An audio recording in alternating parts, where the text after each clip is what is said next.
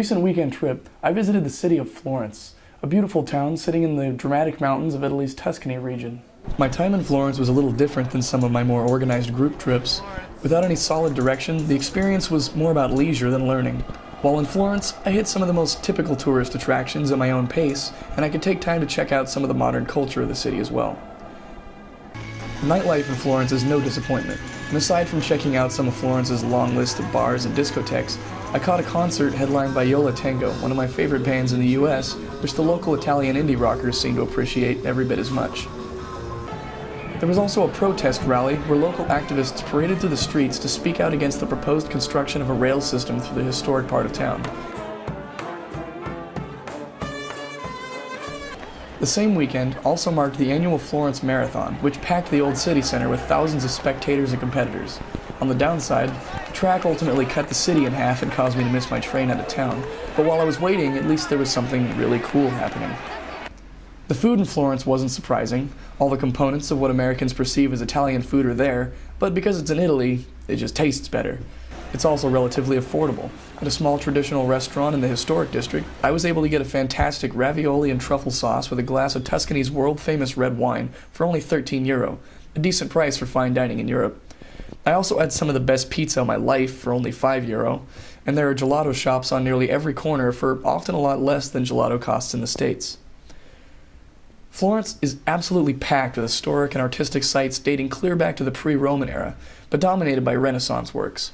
I visited a few of the big ones. Santa Croce is a Catholic basilica that sticks out from its shorter surroundings. This church is the burial site of several famous Italians, including Michelangelo and Galileo.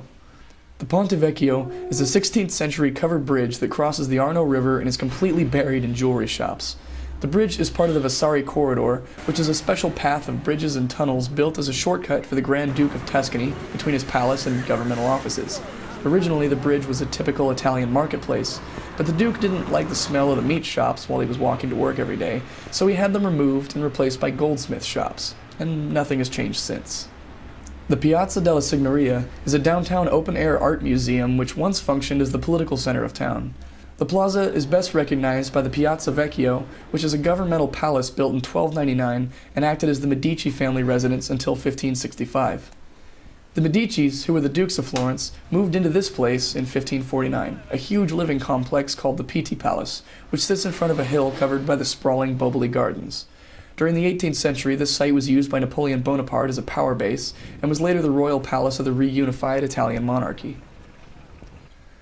On the top of a mountain overlooking the city is a church called San Miniato, said to have been Michelangelo's favorite church.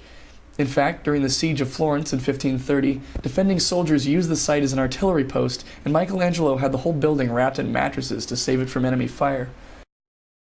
Michelangelo's David might be the most recognizable piece of Renaissance sculpture in the world, and the 500-year-old piece of art is kept in Florence at the Accademia Gallery. Unfortunately, visitors can't take photos of the David, but I wasn't too upset since everyone alive already knows what it looks like. The largest monument in Florence is the Duomo.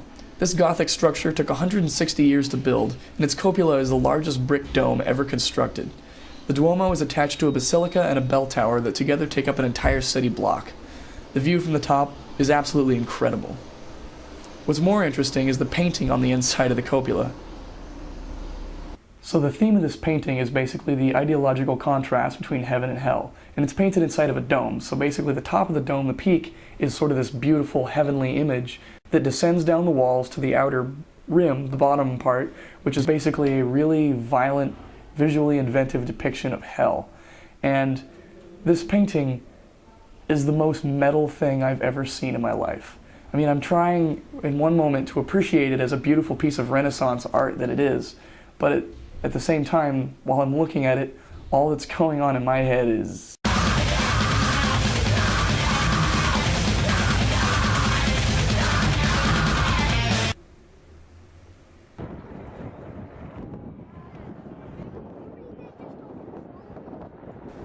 I only had 2 days in Florence, and I could have spent 2 weeks there without seeing everything.